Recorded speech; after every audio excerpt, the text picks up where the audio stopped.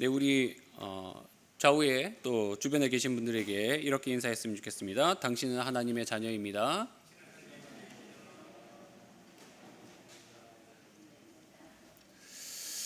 네, 오늘 설교의 제목은 하나님의 등에 업혀서라는 제목입니다. 제가 아이를 지금 육아하는 입장에 있다 보니까 이 대목이 눈에 띄는데요. 사실 저는 그 아이가 처음 태어났을 때 업어준다는 이 그 동작에 대해서 굉장히 어색했습니다. 왜 한국의 많은 어머니들이 그 아이들을 업어서 키우시잖아요. 할머니들이 특히 그런 것들을 잘 하시는데 근데 일본에서는 없는 걸 거의 못 본 것 같아요. 일본 엄마들이나 아빠들이나 안기는 않는데 없는 건 거의 못 본 것 같아요.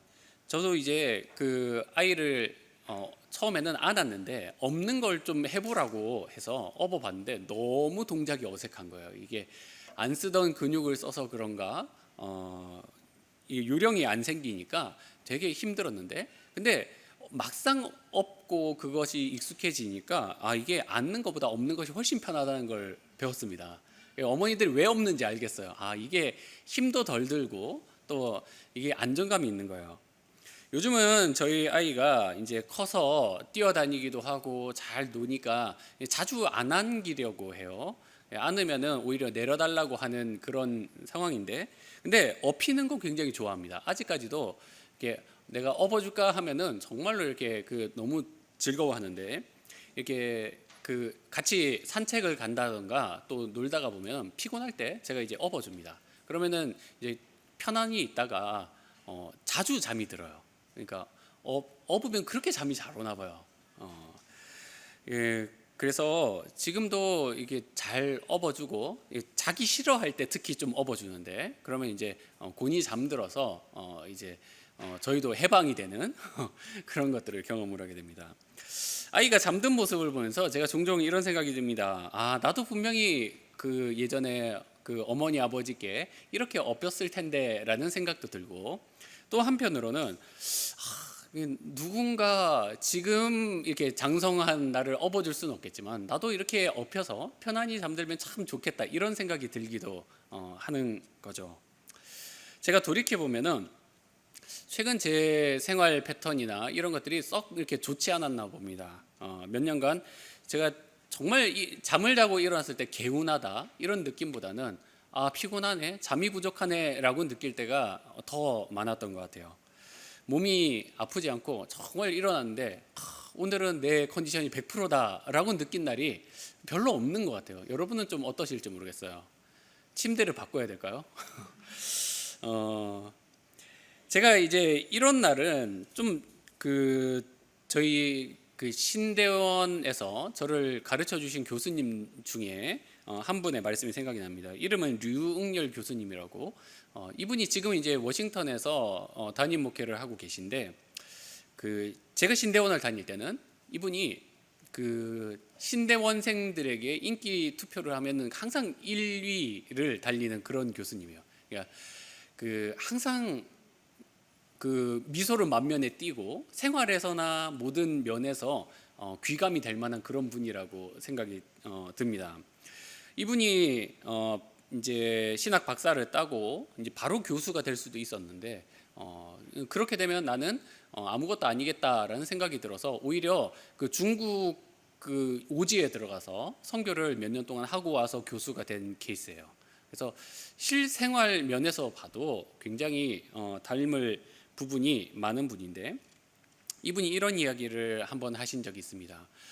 제가 대학생 때 예수님을 믿고 난 이후로 지금에 이르기까지 어깨가 뭉쳐본 적이 한 번도 없습니다 라고 이야기를 하는 거예요. 여러분, 어깨가 뭉친다는 것은 뭔가 우리가 살면서 굉장히 무리를 했다는 이야기가 되겠죠.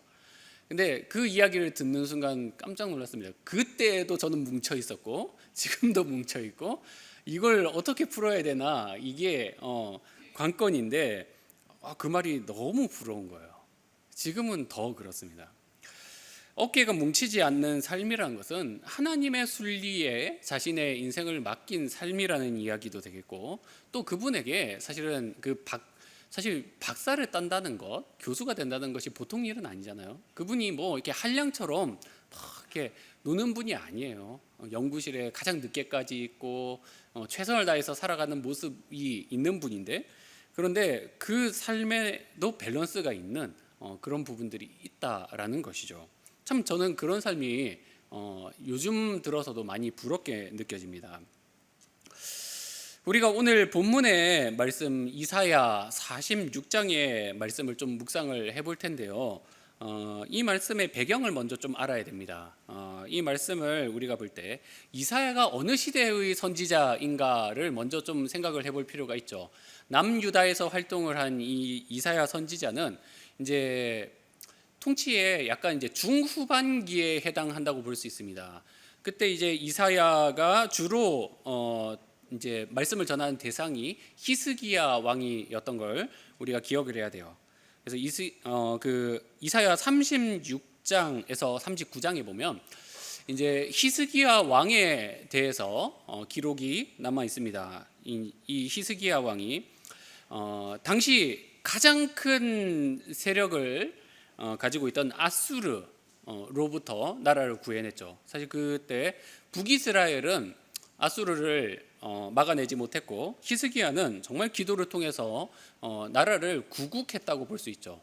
당시 남유다를 제외하고 이집트를 포함해서 주변의 일대는 다 아수르의 땅이었습니다. 대단한 왕인 거예요. 그러면서 이제 하나님 앞에 기도를 드리면서 생명을 연장하기도 하고, 또 이 이스라엘의 종교를 개혁해내는 아주 대단한 업적을 보이지만, 가장 마지막 장인 이 39장에 이르러서는 이제 한 가지 그 실수를 범하게 되는데, 그것은 이제 아수르의 휘하에 있는 바벨론국의 사신들 앞에서 자신의 교만함을 드러낸 것이죠. 자기의 무기고와 보석 창고, 그리고 자기의 영광을 다 그 사신들 앞에 보여주면서 자랑을 한 것입니다. 아수르의 공격을 막아낸 자신이 얼마나 자랑스러웠겠어요. 그러나 하나님께서는 그 사신들이 돌아가고 난 다음에 뭐라고 이야기를 하십니까?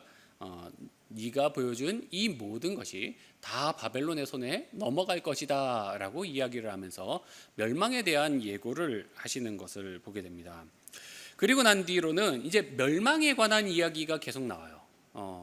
너희들은 멸망할 것이다. 남유다는 바벨론의 치하에 머물 것이다 라는 이야기로 이어지다가, 이제 그게 이제 40장에서 43장 이렇게 오다가 44장에 이르러서는 너희가 이제 구원을 얻을 때 그 페르시아 왕 고레스의 손에 의해서 구원을 얻을 것이다 라는 이야기를 하시게 되죠. 그러면서 이제 그 고레스가 주는 이제 하나님의 손에 이끌려서 이제 뭐 이방인 왕이지만 구원을 얻을 때, 이제 그때 그 이스라엘 땅으로 돌아가서 구원을 얻게 되는 자들에게 주시는 말씀이 사실은 이 46장의 말씀이라고 보면 돼요. 이게 이제 이사야의 예언으로부터 아마 200년에서 300년 가량은 후에 있을 이야기지만, 46장에서 하는 이야기는 남은 자들에 관한 이야기입니다. 이제 페르시아의 치하에 남아서 사는 자들이 아니라 이제 유다의 땅에 돌아와서 하나님만을 섬기겠다라고 결단한 아주 소수이지만 힘이 연약하고 그런 이들을 향해서 주는 말씀인데, 특히 이 46장에서는 우상 숭배에 관해서 아주 신랄한 지적을 하고 계시죠. 주된 내용은 이렇습니다. 너희가 이 짐덩이 같은 우상을 왜 나와 비견하는 신으로 섬기느냐라는 것이죠. 7절 말씀을 같이 한번 읽어볼까요? 7절. 자, 읽습니다. 시작.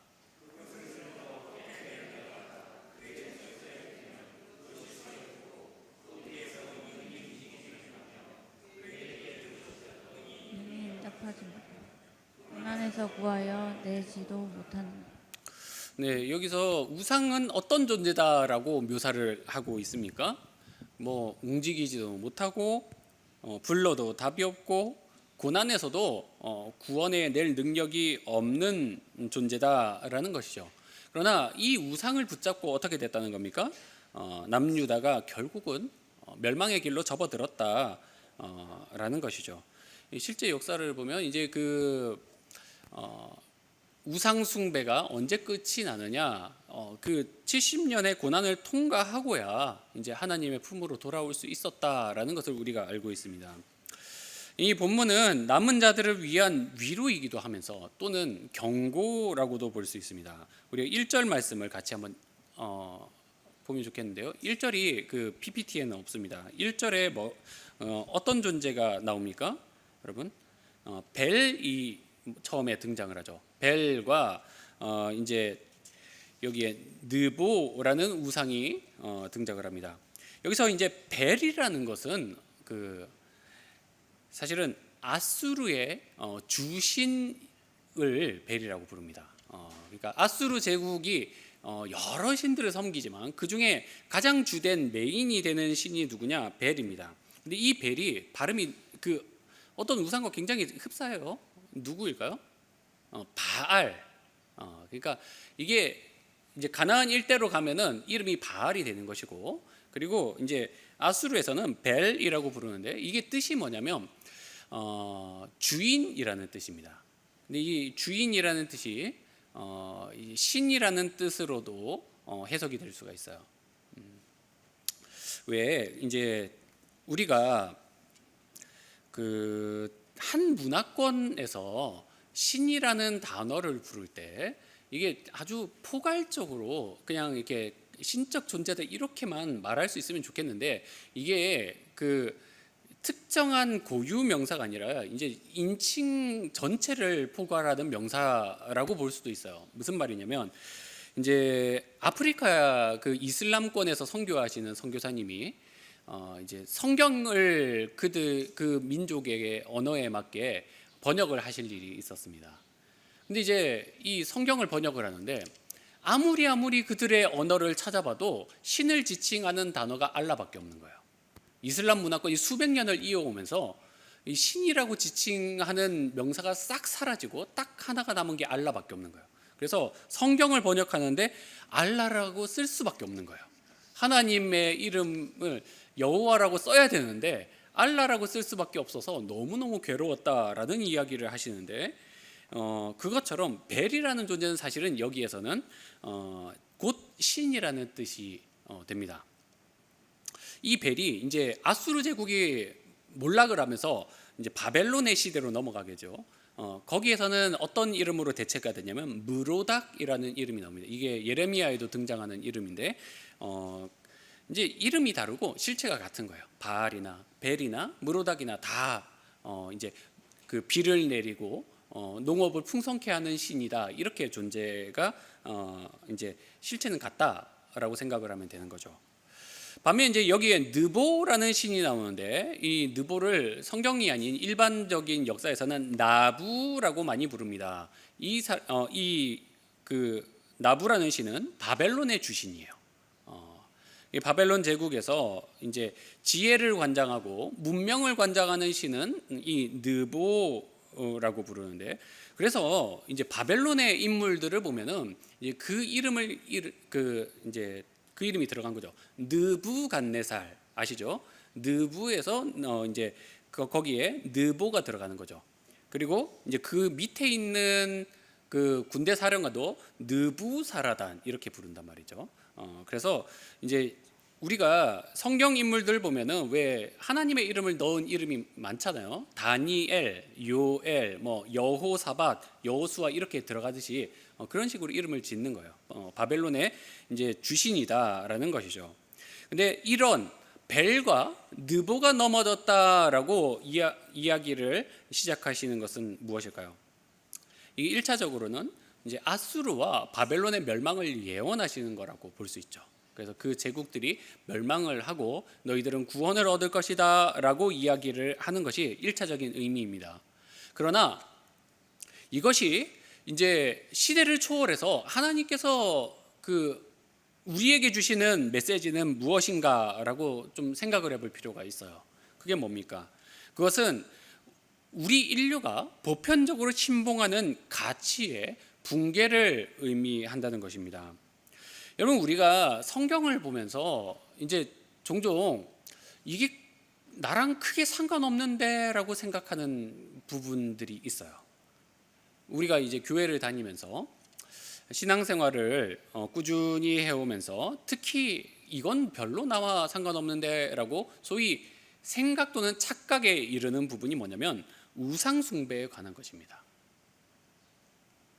많은 신자들이 나는 금으로 만든 부처상이나 또는 신사에 가도 절도 안 하고 나는 점도 치지 않는다, 타로점 이런 것도 재미삼아 보는 것도 나는 혐오스럽게 생각을 한다.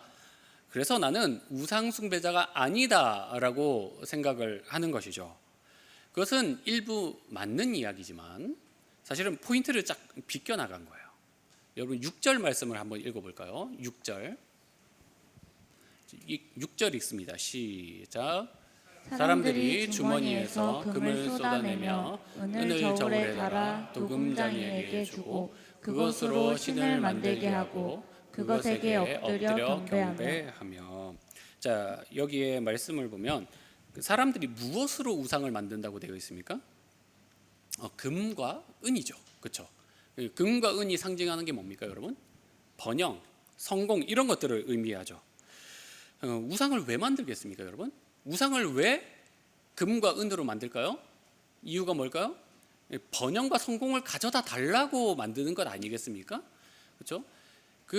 여러분이 이제 일본에 살면서도 보시잖아요. 부처상, 와불 이런 것 보면 금칠 번쩍번쩍하게 돼 있습니다. 그렇죠? 왜 그럴까요? 벨과 느보도 다 금과 은으로 만드는데 이유가 뭐겠습니까? 그들이 가져다 주기 원하는 것은 오로지 성공과 번영뿐이기 때문인 거예요. 벨은 비를 내리고 느보는 번영을 가져다 주는 신입니다. 그들이 바란 것은 그 신들이 대단해지는 것이 아니라 나에게 무엇을 가져다 달라는 거예요? 성공과 번영과 승리를 가져다 달라고 하기 때문에 그들이 우상인 것이지, 사실 그런 의미를 담고 있지 않다면 그저 예술품이고 조각품일 따름 아니겠습니까? 하나님이 벨과 느보를 무너뜨렸다라고 하는 것은 세상에서 가장 강한 나라의 우상들이 무너지고 그들이 숭상하는 가치가 무너졌다라고 하는 것이죠. 그래서 우리가 느부갓네살 왕, 이제 바벨론의 정복왕, 그를 생각을 해보면 그가 이제 다니엘서에 보면은 30m쯤 되는 자기 우상을 금으로 만들었단 말이죠. 근데 그 모양이 누구를 닮았느냐? 느보랑 똑같습니다. 그 모양을 만든 거예요. 여러분, 우리가 이제 이쯤 되면은 한 가지 가지게 되는 질문이 있습니다. 왜 하나님은 하나님의 백성 이 이스라엘에게 패배를 안겨다 주셨을까요? 왜 그들을 패배시키고 그들을 수치와 치욕의 장으로 몰아 넣으실까요? 제가 한번 질문을 드려보겠습니다. 여러분이라면 어떻게 하실지 좀 생각을 해보세요. 여러분이 만약에 하나님이라면 하나님 자신의 이름을 드러내기 위해서 한 민족을 선택을 했는데 그 민족을 어떻게 사용하시겠습니까?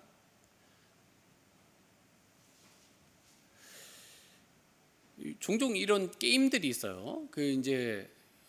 전략 시뮬레이션 게임이라고 하죠. 그러니까 자기가 한 민족을 택해서 그 민족이 나라를 이루고 그 나라가 이제 그 게임상에서 이제 강대국이 되도록 만드는 게임이 있단 말이죠. 그런 게임이 여럿이 있습니다. 그러면 어떻게 하느냐? 자원과 또 돈을 모아서 주변에 있는 다른 나라들에 비해서 비교 우위를 가져갈 수 있도록 막강하게 만들겠죠. 그리고 그 무기로 군대를 만들고 무기를 생산을 해서 정복을 합니다. 그러면 승리하는 게임인 거예요. 원래 그런 게임입니다. 많은 사람들이 그 게임을 하면서 내 나라가 작아도 돼라고 생각하지 않습니다. 그렇죠? 내 나라는 좀 더 강하고 좀 더 우월하고 좀 더 빠르고 좀 더 힘이 있었으면 좋겠다, 이렇게 생각하는 것이 당연한 사람의 심리인 것이죠. 그런데 하나님은 왜 이스라엘이라는 민족과 나라를 택하셨는데 그 나라를 둘로 갈라 놓은 것도 모자라서 그들을 둘 다 멸망을 시켜 버리셨을까요? 그것도 아주 처절하게 성전도 무너지게 하고 법궤도 없어지고 백성들은 아예 다 노예가 되어버립니다. 이게 일반적인 정복과 성공의 논리로서는 도저히 해석을 해낼 방법이 없는 것이죠. 반대로 가는 거예요. 하나님의 이름이 높아지고 영광이 드러나려면 사실은 택하는 순간부터 그 민족은, 그 나라는 이기고 또 부강해지고 또 부강해지고 거기에 사는 민족들은 장수하고 또 뭔가 다른 민족들에 비해서 클래스가 다르다, 이런 평가를 좀 받아야 되지 않겠습니까? 그게 일반적이죠. 그런데 이스라엘은 피지배 민족이 되고 말았습니다. 지배자들의 밑에서 신음하는 열등 민족 취급을 받게 된 것이죠. 당시 유대인들은 이 사실을 전혀 믿지 않았어요. 이 이사야라는 대단한 선지자가 예언을 하고 예레미야라는 선지자가 너희가 항복해라 라고 이야기해도 절대 믿지 않았어요. 그들은 이렇게 생각을 했습니다. 우리는 택한 민족, 여기에 하나님의 성전이 있는데 우리가 어떻게 망하겠는가, 절대 망할 리가 없다라고 호언장담을 했죠. 그리고 어떻게 됐습니까? 처절하게 망하고 말았습니다. 오늘날 많은 그리스도인들이 사실은 이 당시의 유대인들과 비슷한 생각을 하면서 살아갑니다. 내가 이토록 하나님께 헌신을 했는데, 내가 이토록 교회를 위해서 충성을 했는데 내 삶에 어떻게 큰 시련이 올 수 있겠는가? 여러분, 이런 사상의 선봉에서 나왔던 운동이 오순절 운동이 있습니다. 오순절 계통의 교회에서 반복적으로 강조하는 말씀이 있습니다. 여러분 뭔지 아십니까? 내 영혼이 잘 되고 범사가 잘 되고 또 강건하게 되리라. 이런 번영주의적인 말씀이 그들의 그 핵심 교리가 되는 것이죠. 여러분, 한국 교회를 강타했던 조엘 오스틴 목사의 긍정의 힘과 같은 부류의 책들도 있습니다. 그 책에서 말하는 게 뭡니까, 여러분? 긍정적인 생각을 가지고 꿈을 꾸면 언젠가 그것이 나의 것이 된다라는 부류의 생각인 거죠. 거기에서는 심판이나 지옥이나 부정적인 것들에 대해서는 전혀 말하지 않아요. 여러분, 이런 번영주의 사상에 젖어들면 무엇이 문제가 되겠습니까? 성공이 우상이 되는 거예요. 성공제일주의가 되는 거예요. 지고는 못 견디는 거예요. 실패하면은 하나님께서 나를 버리신 것이고 또 신앙의 회의가 들게 되는 것이죠. 여러분, 이겨야 직성이 풀리는 사람에게 이웃을 너그럽게 대하고 사랑하십시오가 이게 먹혀 들겠습니까? 경쟁 상대인데 그게 되겠습니까? 실패를 경험하고 이 못나져 버린 나의 모습을 받아들일 수 있겠어요? 그거 부정할 수밖에 없는 거예요. 이 망상과 환상에 젖어 살 수밖에 없는 거예요. 높은 곳에 올라가야 되겠고 거기 있는 사람들은 선망의 대상이 되는 거죠.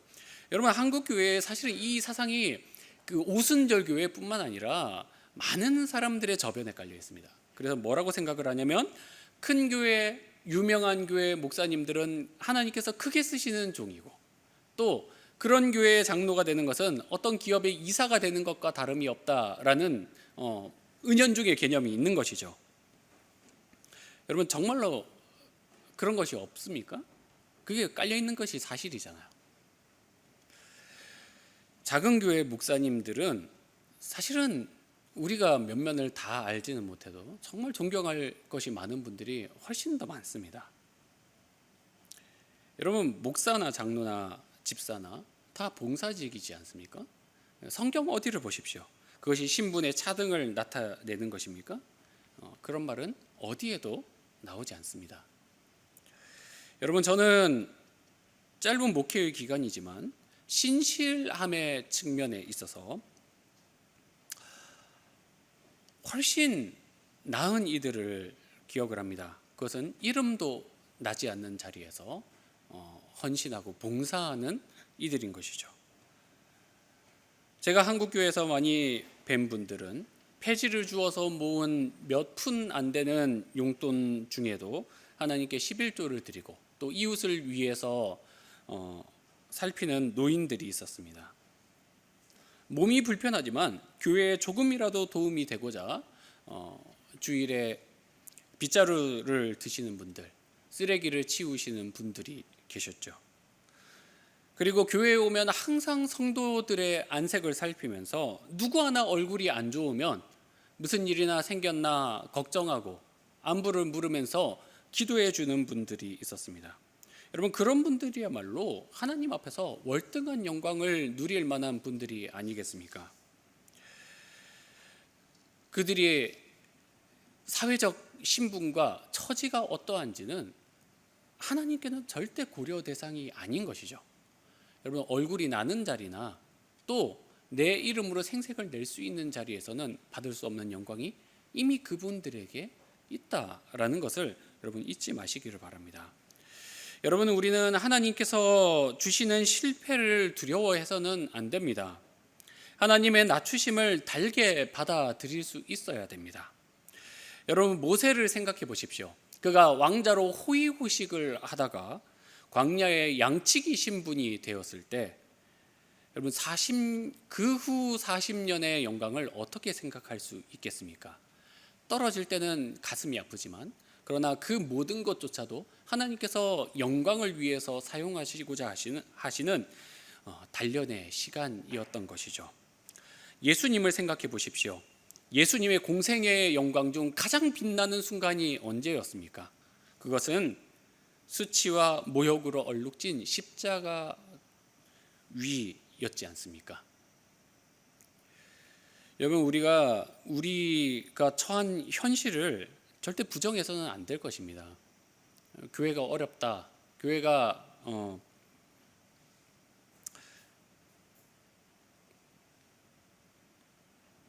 교회가 여러모로 힘들다라는 측면을 우리가 하나님 안에서 정말 잘 소화해낼 수 있어야 되는 거예요.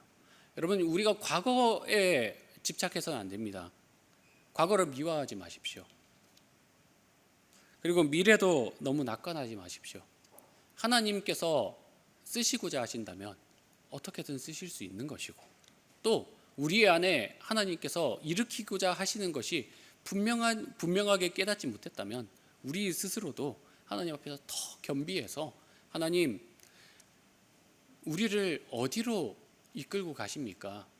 그러나 우리는 상황이 어떠하든지 주님만을 의지하겠습니다 라는 철저하게 헌신된 자세가 있어야 될 줄 믿습니다. 여러분, 우리가 어려울 때 무엇을 기억해야 되겠습니까? 우리 3절 4절 말씀을 한번 읽어보겠습니다. 3절 4절 시작. 야곱의 집이여, 이스라엘의 집에 남은 모든 자여, 내게 들을지어다. 배에서 나무로부터 내게 안겼고 태에서 나무로부터 내게 업힌 너희여, 너희가 노년에 이르기까지 내가 그리하겠고 백발이 되기까지 내가 너희를 품을 것이라. 내가 지었은즉 내가 업을 것이요 내가 품고 구하여 내리라. 아멘. 여러분, 한번 따라하겠습니다. 태생을 기억합시다. 생명 대신 주님을 기억합시다. 여러분, 우리가 잊지 말아야 될 것은, 정말로 우리가 잊지 말아야 될 것은 우리의 태생이 누구로부터인가를 잊지 말아야 됩니다. 여러분, 우리가 우상숭배의 기조인 정복과 성공의 논리에서 벗어날 수 있는 유일한 방법은 내가 누구인가, 나의 태생은 누구로부터인가를 기억하는 데 있습니다. 여러분, 우리가 누구입니까? 3절 말씀에 하나님의 배에서 태어나서 4절에 백발에 이르기까지 하나님의 품에 계속적으로 안겨 있어야 되는 하나님의 자녀입니다. 믿으십니까? 여러분, 실패와 절망의 수렁에서 허덕일 때 우리가 무엇을 기억해야 됩니까? 지금도 나는 하나님의 품에 안겨 있다라는 사실을 절대로 잊어서는 안 된다는 것입니다. 이스라엘에게 하나님의 멸망을 가져다 주셨을 때 그들을 완전히 지옥으로 떨어뜨리려고 그들을 실패시키신 것이 아니라 그들이 오히려 하나님의 품에서 완전케 되고 그들이 하나님의 품에서 더욱더 정결한 그릇이 되어서 주님께서 오실 길을 닦아 나가는 정결한 주님의 백성이 되도록 하나님께서 만드신 것임을 여러분 잊지 마시기를 바라요. 여러분, 복음이 무엇입니까? 죽을 곳에 생명이 있고 실패 속에 소망을 보는 것이 바로 복음 아니겠습니까?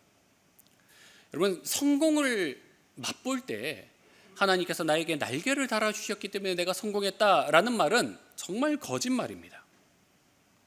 성공과 실패를 넘어서 내가 진창에서 굴러도 하나님 안에 있다라는 사실을 잊지 말아야 진정 우리가 복음 안에서 값진 삶을 살아낼 수 있는 존재임을 다시 한번 깨닫고 각성할 수 있게 되는 것이죠. 여러분, 세상의 친구들이 다 나를 떠나고 세상이 나를 다 오해하고 하나님의 영광이 없는 것 같이 느껴지는 순간이 온다 하더라도 주님이 나와 함께 계심을 잊지 마시기를 바랍니다. 우리가 자주 말하는 구호 같은 말씀이 있죠. 예수 안에 소망이 있고 예수 안에 생명이 있다.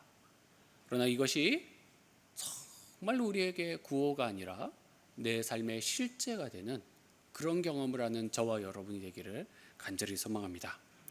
주님만이 나의 생명 되심을 잊지 않고 그것을 기억해야 진정한 우리의 삶이 회복됨을 기억하고 그것을 붙들고 나아가는 저와 여러분이 되기를 간절히 소망합니다. 기도하겠습니다.